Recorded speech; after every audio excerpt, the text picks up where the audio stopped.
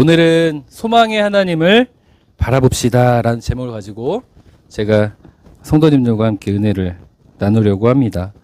오늘은 질문으로 설교를 시작하겠습니다. 성도님들, 우리의 삶에 무엇이 있을 때 힘이 날까요? 무엇이 있을 때? 네, 저는 정답을 가르쳐드리고 띄워놓고 있잖아요 지금. 정답을 가르쳐드리고 질문하죠.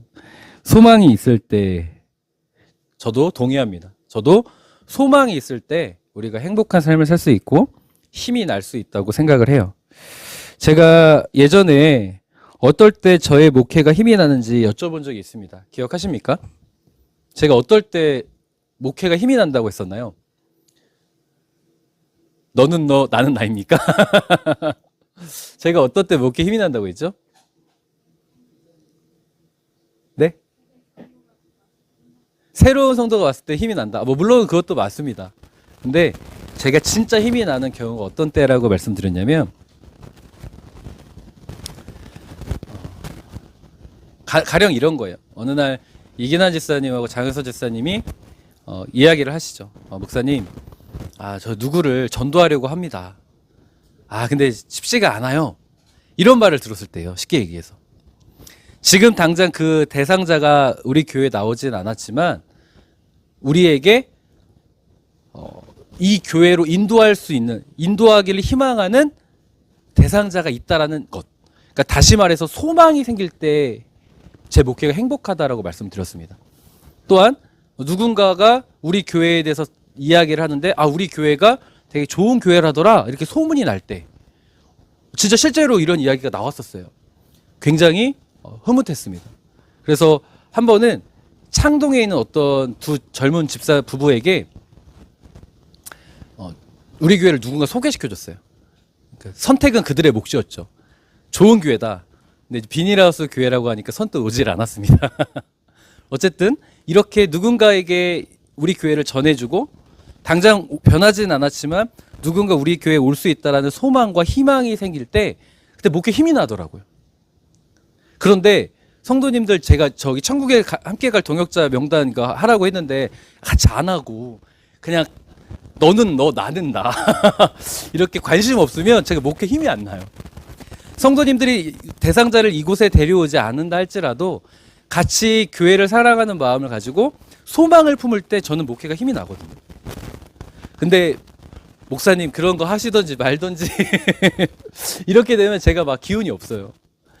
저는 제가 개 경험으로 비추어 볼 때 일반화 시킬 수는 없지만 우리가 사는 삶 속에서 소망이 있으면요, 역동적인 힘을 불러일으킨다고 생각합니다.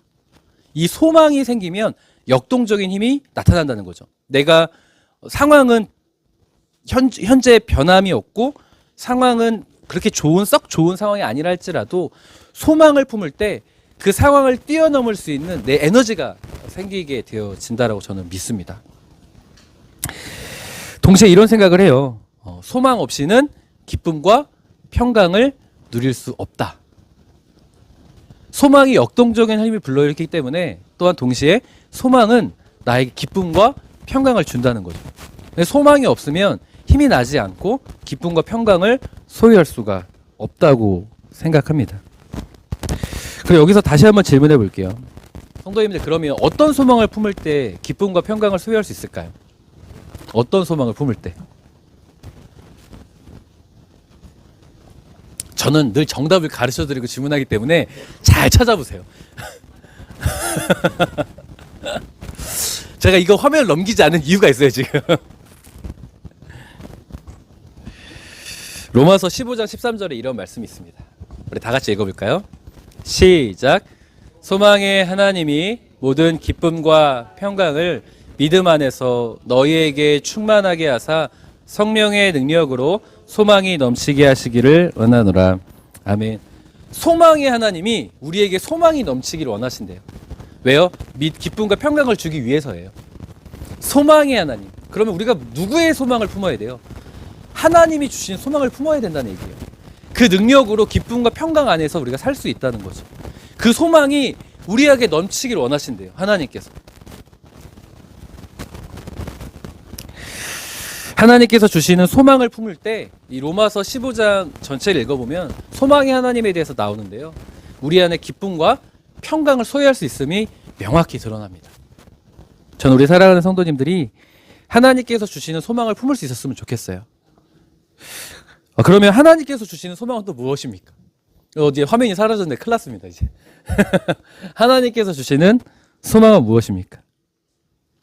저는 그게 여기에 나와 있다고 믿습니다. 여기. 하나님께서 주신 소망은 다 여기에 기록되어 있다고 저는 믿어요. 성경의 수많은 이야기들, 그 약속의 말씀들이 우리가 지금 상황이 힘들어도 내가 해결할 수 있는 소망이, 하나님께서 주신 소망이 다 여기 성경에 기록되어 있다고 저는 믿습니다. 성경에 등장하는 인물, 우리가 보면서 저 사람은 저렇게 은혜를 받았대, 우리가 제3자적인 입장으로, 제3자의 입장으로 성경을 볼 때가 있는 것 같아요. 근데 성경을 하나님께서 우리에게 왜 주셨느냐, 3자의 입장으로 성경을 보라는 것이 아니라 그것이 누구에게 주신 소망이다, 누구에게 주신 약속의 말씀이다, 나에게 주신 약속의 말씀이라고 받아들일 수 있었으면 좋겠습니다. 하나님께서 성경의 수많은 이야기들을 보여주면서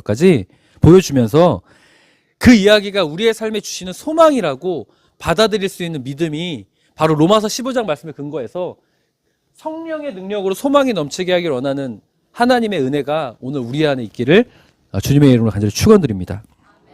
그런데 진짜 문제가 있어요. 바로 오늘 본문의 말씀입니다. 오늘 본문의 내용이 어렵지 않죠. 어떤 내용인지 아시나요? 하나님께서 아브라함에게 내년 이맘때에 너희 가정에 아들을 주겠다고 약속하시죠.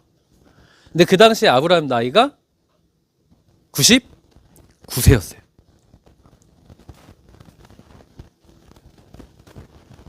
그 노년의 아브라함의 가정, 사라도 90세의 나이에 어떻게 아이를 낳게 됩니까? 말이 안 되는 거잖아요.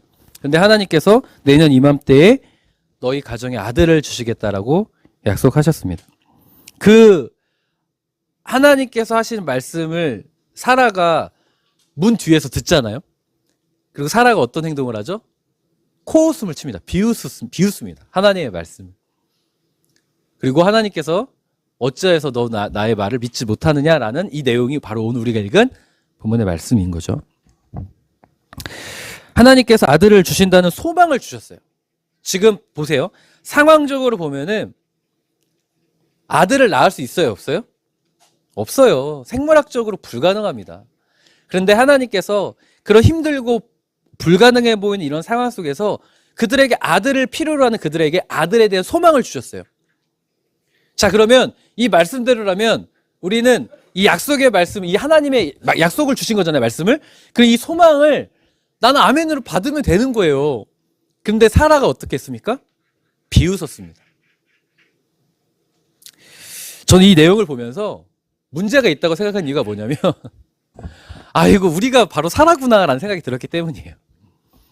하나님의 수많은 이야기들이, 약속의 소망들이 여기 지금 우리 안에 있잖아요. 있음에도 불구하고 우리는 이 나이에 생물학적으로 아이를 낳을 수 없다라는 내가 가진 이성과 내가 가진 근거들을 가지고 사라처럼 불가능하다고 단정짓고 비웃는다는 거예요. 그 모습이 분명히 우리 안에 있습니다. 성경의 수많은 기적과 하나님이 하신 일들이 우리에게 소망으로 주시면 제3자의 입장으로 떨어져서 동떨어진 이야기로 받아들이는 것이 아니라 이것이 나에게 주신 소망으로 받아들여야 돼요. 그런데 사라처럼 그것을 보아도 코웃음 치고 비웃음 치고 이게 과학적으로 말이 되냐? 이렇게 이해하는 경우가, 경향성이 너무나 많다라는 거죠. 그런데 성도님 기억하십시오. 분명 하나님께서 주시는 소망을 붙잡을 때 우리 안에 기쁨과 평강과 은혜가 주어진다는 것을 꼭 믿으셨으면 좋겠습니다. 그럼에도 불구하고 사라와 같은 모습, 특별히 우리 삶에 위기가 찾아오면 이런 사라와 같은 모습이 더 강하게 나타나는 것 같습니다. 분명히 하나님을 우리가 믿어요. 하나님을 의지한다고 말을 하지만 사라처럼 이 약속의 말씀이 주어져도 정말 하나님이 살아계시는 게 맞습니까? 라고 사라처럼 비웃는 경우가 너무 많다라는 거죠. 그런데 오히려 특별히 위기가 찾아오면 비웃는 경향성이 많은데 이렇게 반대로 생각해 볼 수도 있을 것 같아요. 어떻게 생각해 볼 수 있냐면 특별히 우리의 삶에 위기가 찾아오면 그것이 건강의 문제건 누군가에 대해 배신을 당하는 문제건 뭐 물질의 궁핍함의 문제건 실망감과 절망감과 패배감이 내 삶에 찾아올 때면 오히려 이렇게 생각할 수 있다고 생각해요. 저는 비웃음을 극복할 수 있는 시기가 될 수도 있겠다라는 거죠. 그동안 성경을 통해 주시는 하나님의 수많은 소망의 이야기들을 나와 동떨어진 이야기라고 대놓고 말하진 않죠. 교회를 다니면 대놓고 말은 못해요. 그렇게. 왜냐하면 직분이 있고 교회 다닌 연수도 있고 마치 그럼 내가 너무 믿음 없는 사람 같고 성경에 나와 있는 이야기가 너무 허구적인 이야기고 동떨어진 이야기고 과학적으로 말이 되는가 내 안에 분명히 이게 불편한 마음이 있어도 대놓고 말하진 않았지만 사라처럼 말이 안 된다고 나와 동떨어진 이야기라고 경우가 많았던 것 같습니다. 그런데 오히려 힘이 드는 문제를 만나면요 놀랍게 이 말씀이 나에게 소망이 될 수 있는 시기가 된다는 거예요.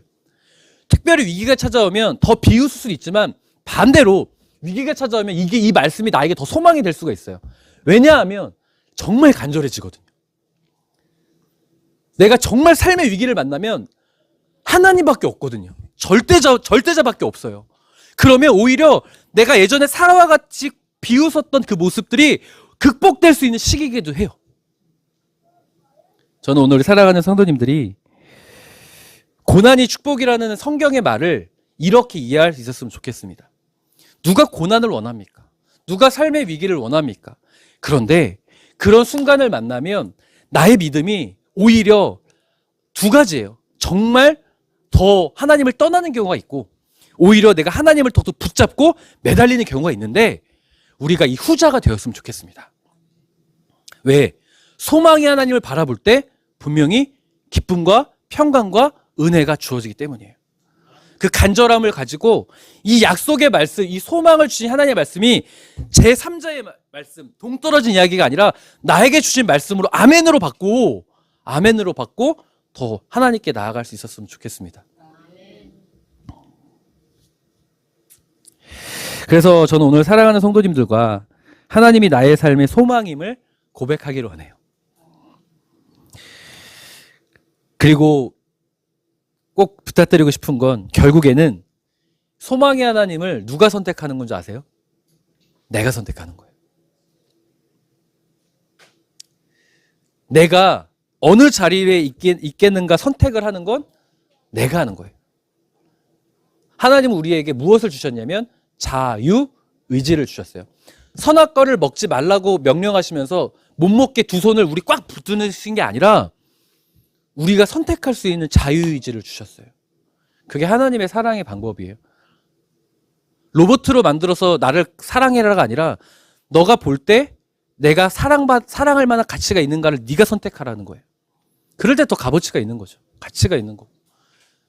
저는 오늘 우리 사랑하는 성도님들이 삶의 위기 가운데 내가 소망의 하나님을 바라보기로 선택하는 자리로 제3자로서 성경을 보는 것이 아니라 나의 말씀으로 받아들이는 우리가 되었으면 참으로 좋겠습니다.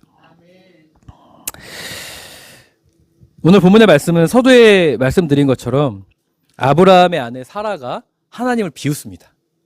하나님을 비웃자 하나님께서 뭐라고 말씀하시는지 아세요? 하나님에게 질문하십니다. 창세기 18장 14절 전반절 제가 한번 읽어보죠. 사라가 비웃자 어째서 네가 나를 비웃느냐 라고 하시면서 이렇게 말씀하세요. 여호와께 능하지 못한 일이 있니? 있겠니? 묻는 거예요. 저는 이 물음이 우리에게 하는 물음 같아요.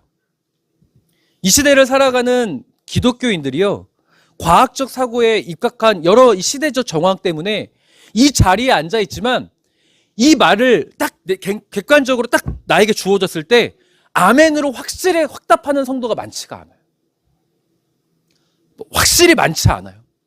제가 부교육자를 포함해서 2007년도부터 사역을 시작했거든요. 신학생 시절 빼고요. 전도사로부터 2007년도부터 사역을 하면서 지금 시기까지 왔는데 몇 년이죠 지금? 한 16년 됐나요? 16년 동안 이 사역자의 자리에서 성도님들을 바라봤을 때 이 물음 앞에 확실하게 아멘으로 할 수 있는 성도가 많지가 않다는 걸 제가 보았어요. 바로 우리가 사라와 같다라는 거예요. 저는 그런데 오늘 이 물음이 우리 성도님들이 붙잡고 갈 수 있는 물음이었으면 좋겠어요. 그리고 이 물음 앞에 하나님, 아멘 하겠습니다. 나의 선택은 하나님께 소망을 두고 하나님께서 나에게 소망을 주셨다. 아들이 없는 그들에게 아들을 주시겠다는 소망을 주셨을 때, 건강의 문제를 만났을 때 건강을 회복시키겠다는 소망을 주셨을 때, 물질의 문제를 만났을 때 이 문제를 극복하게 하는 소망을 주셨을 때, 관계의 문제를 만났을 때 관계의 문제를 해결하겠다는 소망을 주셨을 때, 여호와께 능하지 못하니 있겠느냐 물음 앞에 그럼요, 하나님은 다 하실 수 있습니다라고 아멘으로 받아들이는 내가 되겠습니다라고 결단하고 선택하셨으면 좋겠습니다. 우리가 너무나 이성이 발달한 거예요. 사라가 봤을 때 생물학적으로 불가능했거든요. 말이 안 되었거든요. 상식적으로 하나님을 비웃을만 합니다. 근데 하나님은 그때 이렇게 물으시는 거예요. 그래, 그게 너희들이 충분히 생각할 수 있는 일이지. 그렇지만 여호와께 능하지 못한 일이 있겠느냐? 그때 성도님들 뭐라고 하시겠습니까? 내가 볼 때 불가능해 보이고, 내가 볼 때 너무나 어려워 보이고, 너무나 위기예요. 회복이 불가능해 보이고, 내가 관계가 회복될 것 같지 않고, 이 물질이, 내 가정이, 사업이 너무 힘들어지는 것 같고, 이럴 때 뭐라고 하시겠습니까? 이 질문이 왔을 때.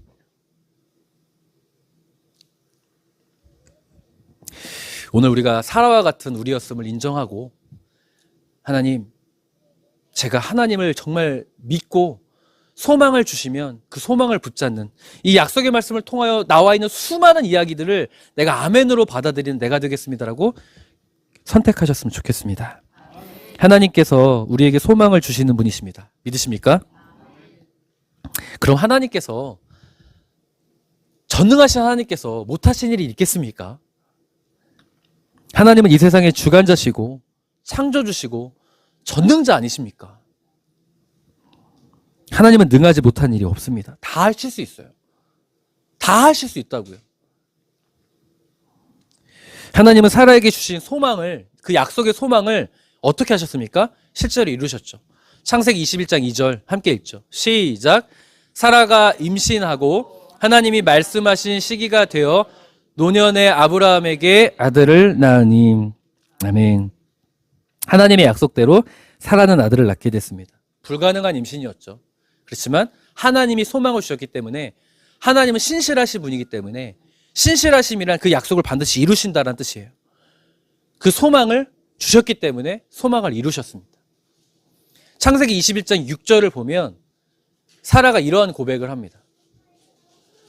내가 임신을 못하는 나이였고 내가 어찌 자식을 기를 수 있다는 생각을 했단 말인가?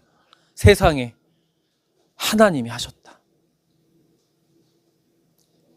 우리 개역개정으로는 이렇게까지 자세히 풀어나오진 않지만 현대어 버전을 보면 이렇게 표현이 되어 있어요.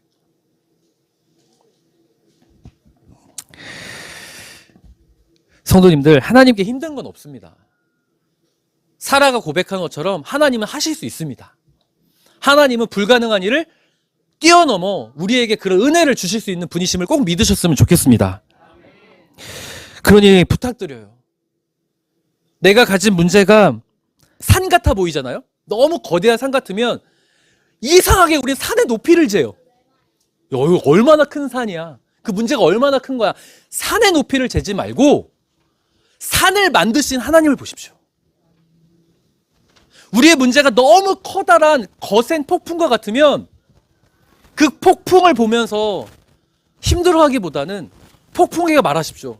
야, 이 폭풍아, 폭풍을 만드는 분이 누군지 아냐? 하나님이시다. 폭풍을 잠재울 수 있는 우리가 되었으면 좋겠습니다. 성도님들, 구약 성경의 에스더서를 아시죠? 이 에스더서를 보면 유대인들이 바벨론 땅 포로로 끌려간 상황에서 흔적조차 남지 않고 사라질, 멸절될 위기를 만나게 됩니다. 그 위기란 바벨론 왕이 2인자 하만에게 준 권한 때문이었어요. 아하수에로 왕이 하만에게 어떠한 권한을 주었었냐면 아하수에로 왕 말고 모든 백성과 신하들은 하만에게 절하도록 권한을 주었습니다. 그런데 유독 한 사람이 절하지 않는 거예요. 그 사람이 누구였냐면 모르드게라는 유대인이었습니다. 이 모르드게는 어떠한 신앙이 있었냐? 유대 신앙 중에 하나님 외에 다른 이에게 절하지 말라라는 그 율법에 입각하여서 절대로 절하지 않는 거예요. 그러니까 하만이 너무 화가 나서 분노했고 모르드게에게 그 모르드게에게만 향한 분노가 모르드게에만 그친 것이 아니라 이 신앙이 유대 민족의 신앙이라고 절하지 않는 거 그럼 유대 민족은 나에게 다 절하지 않겠네? 라고 생각을 해서 유대 민족 전체를 말살하기로 합니다. 그런데 자기가 2인자잖아요. 어떻게 말살할 수 있겠어요? 아하수에로 왕에게 가서 음모를 계략을 하는 거예요. 당신에게 절하지 않고 있는 민족이 있습니다. 나한테도 절하지 않는데 당신에게도 절하지 않는 민족이 있다는 거예요. 그들의 신앙이 그렇다라는 거예요. 아하수에로 왕이 하만에게 권한을 주죠. 유대 민족을 말살하여라. 이것이 왕의 공포가 되고 조서가 찍혀서 온 바벨론의 온 지역이 뿌려졌습니다. 성도님들, 내가 이제 죽어야 된다는 조서가 내 집 앞에 문에 붙어 있다 생각해 보세요. 기분이 어떨까요? 이제 내일이면 난 다 죽어야 돼요. 그게 너 죽었어라고 딱 확정해서 딱 붙어 있다 생각해 보세요. 왕의 조서가 찍혔다는 건 끝났다는 거예요. 결정됐다는 거예요. 그게 내 문 앞에 붙어 있다고 생각해 보세요. 기분이 어떨까요? 너 끝났어. 너 이젠 죽었어. 이 말을 들으면 어떨까요? 에스더 4장 3절 그들의 심정입니다. 전국 각 도에 전국에 뿌려진 거예요. 황제의 조서가 공포되자 끝났다는 거죠. 유다 사람들의 심정입니다. 크게 통곡하고 금식하며 울부짖었고 수많은 사람들이 삼베옷을 입은 채 재에 뒹굴었대요. 삼베옷이 어떨 때 입는 거예요? 누군가 죽었을 때잖아요. 삼베옷을 입은 채 재에 뒹굴었대요. 이게 뭐예요? 나도 이렇게 끝났다는 거, 나도 죽었다는 것을 퍼포먼스 하는 거예요. 그러니까 너무 절망하고 너무 슬프다는 거예요. 너무 괴롭다라는 거예요. 우리에게 희망이 없다는 거예요.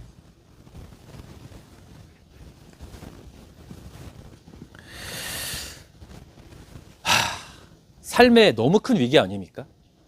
왕의 조서가 딱 찍혔으면요 번복이 안 돼요. 고대근동 시대의 왕은 신이었어요. 신의 명령이에요. 누구도 이들을 구원해줘서는 안 돼요. 그러니까 이들이 느낄 상실감과 실망감, 그 정도가 아니죠. 그냥 무력감. 이 무력감은 이루 말할 수가 없는 상황이었습니다. 그런데 이들이 삼베옷을 입은 채 재에 뒹굴기만 하지 않았어요. 에스더 4장 3절을 잘 보세요. 너무 중요한 말이 나와요. 유다 사람들이 삼베옷을 입은 채 재에 뒹굴기 전에 자 보세요. 크게 통곡하고 금식하며 울부짖었대요. 왜일까요? 슬퍼서요? 무력감 때문에요? 괴로워서요? 좌절감 때문에요? 아니요. 레위기 23장 27절입니다. 우리 함께 읽겠습니다. 시작. 7월 10일은 속죄일이다. 그러므로 너희는 나 여호와 앞에 모여서 금식하며 죄를 슬퍼하고 나에게 화제를 드려라. 아멘. 이들이요 레위기 23장 27절의 이 말씀을 소망으로 붙잡았어요. 자 보세요. 이스라엘 백성들이 포로로 끌려간 것을 선지자들을 통해서 뭐라고 받아들인 줄 아세요? 선지자들이 너네들이 왜 망했는가? 너네들이 왜 포로로 끌려갔는가? 항상 일맥상통하게 말한 게 있어요. 하나님의 심판이랬어요. 하나님의 심판이랬어요. 너네들이 바벨론 포로로 끌려간 건 하나님의 심판이다. 죄에 대한 심판이랬어요. 자, 그러면 이들은 지금 죄인이에요? 죄인이 아니에요? 왕의 조서가 찍혀서 민족이 말살당할 거라는 딱 조서가 딱 붙였어. 불가능해요. 그러면 이들은 무력감과 실패감이 있지만 뭐라고 받아들인 거냐면 그렇구나. 나에게 죄인된 내가 하나님 앞에 회개하라는 뜻이구나. 그리고 죄를 보세요. 죄인이 그들이 뭐 했어요? 여호와 앞에서 금식했어요. 금식했다고요. 지금 생각해 보세요. 내일 죽는데 금식을 왜 해요? 보세요. 에스더 4장 3절에 내일 죽는데 왜 금식해요? 상식적으로 말이 안 되잖아요. 성도님들이 내일 당신 죽습니다 하면 뭐라고 하냐면 이 세상에서 먹을 수 있는 최고의 맛있는 음식을 먹어보자라고 말을 하지. 금식하라고 누구도 말 안 해요. 근데 이들이 왜 금식했냐면 레위기 23장 말씀 붙잡은 거예요. 왜? 나에게 희망은 하나님밖에 없어. 더욱이 하나님께서 레위기 23장에 너희가 하나님께 죄를 고백하고 금식하고 고백하고 하나님께 소망을 두면 회복시키겠다고 약속하셨거든요. 하나님의 소망이 있었거든요. 약속의 말씀이 있었거든요. 그러면 제3자로서 그 말씀을 받아들인 것이 아니라 이게 너무 간절하잖아요. 그래서 제가 그 말씀드린 거예요. 위기 상황에선 이 말씀이 너무 간절하면 이 말씀이 오히려 극복될 수 있다고. 소망이 될 수 있다고. 그 전까지는 이렇게 금식하지 않았어요. 포로로 끌려갔는데 이스라엘 백성들이. 포로로 끌려갔는데 금식 안 했다니까요. 그런데 위기를 딱 만나니까 약속의 말씀을 붙잡고 그것이 나의 소망이 되길 간절히 원했던 거예요. 그렇기 때문에 특별히 위기가 오면 하나님이 나의 소망이라는 것이 아멘이 될 수 있는 거예요. 이들이 간절히 기도했습니다.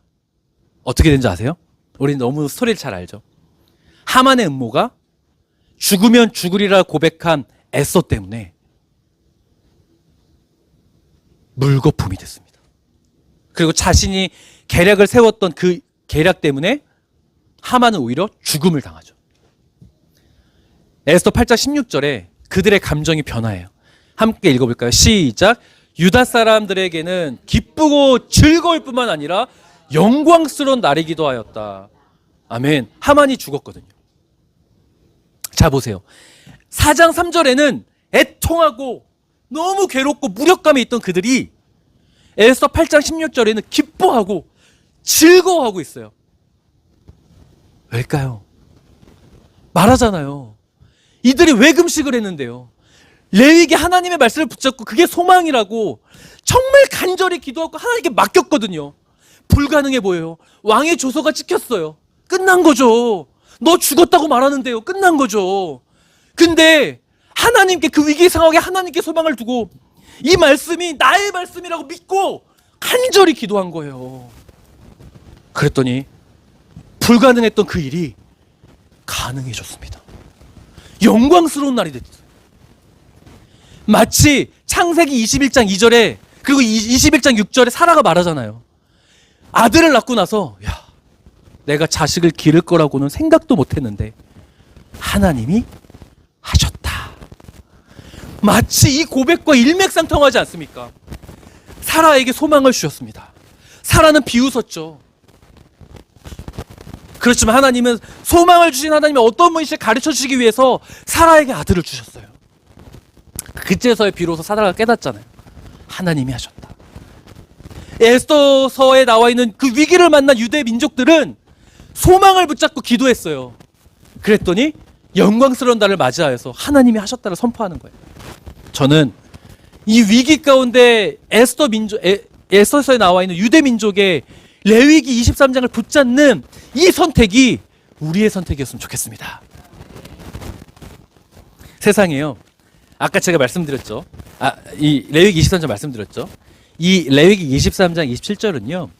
대속죄일에 관련된 율법이에요. 대속죄일은 7월 10일인데 대속죄일은 1년에 한 번만 하게 돼 있어요. 한 번만. 근데요. 이스라엘 백성들이 스가랴를 보면은 이 속죄일을요. 회개를요. 이제 밥 먹듯이 합니다. 한번 읽어볼까요? 스가랴 8장 19절 시작. 만군의 여호와가 이같이 말하노라. 넷째 달에 금식과 다섯째 달에 금식과 일곱째 달에 금식과 열째 달에 금식이 왠지 아세요? 경험한 거예요. 하나님께 소망을 두고 무조건 하나님을 의지하고 하나님께 매달리면 된다. 그래서 이들의 의지를 표현한 거예요. 하나님께서 야 너네도 이렇게 금식 많이 하냐라고 말하는 거예요. 그냥 틈만 나면 금식하고 하나님께 매달리는 거예요. 하나님께 소망을 두고. 왜요? 위기 상황 가운데 하나님께 소망을 두었던 경험이 있으니까.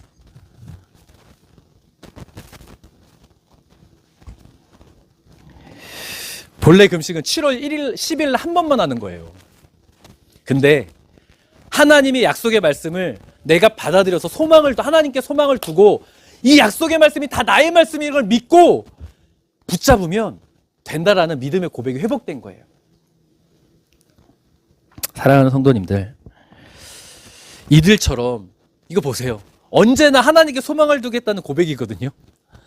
우리가 이 고백할 수 있었으면 좋겠습니다. 로마서 15장 13절에 분명히 말씀하시죠. 소망의 하나님은 우리가 소망을 확실히 믿고 그래서 기쁨과 평강과 은혜 가운데 서기를 원하신다고요. 그 소망은 이 약속의 말씀이에요. 사라에게도 하나님의 말씀이라는 걸 보여줬고 실제로 약속의 말씀이 소망이 됐던 게 에서서에 나와 있죠. 그 소망의 약속의 말씀을 이 말씀이 더 이상 과학적으로 말이 돼 안 돼가 아니라 이것이 제3자의 입장으로서 허구적인 이야기거나 누군가의 이야기가 아니라 나에게 주신 약속의 말씀, 나에게 주신 소망으로 받아들일 수 있었으면 참으로 좋겠습니다. 하나님의 능력을 과소평가하지 마십시오. 하나님의 능력을 작게 보지 마십시오. 하나님은 크신 분이십니다. 무엇보다 중요한 것은 크신 하나님을 바라보면서 하나님의 소망, 이 약속의 말씀을 붙들고 무엇보다 중요한 건 우리가 포기하지 않는 선택을 하는 겁니다. 내가 비웃고 내 근거와 내 이성으로 포기하는 것이 아니라 불가능해 보이는 왕의 조서가 찍히는 순간에도 약속의 말씀을 붙잡는 그 선택, 포기하지 말고 내일 당장 끝났다고 말하는 그 순간까지도 우리가 하나님을 붙잡을 수 있는 우리가 되었으면 참으로 좋겠습니다.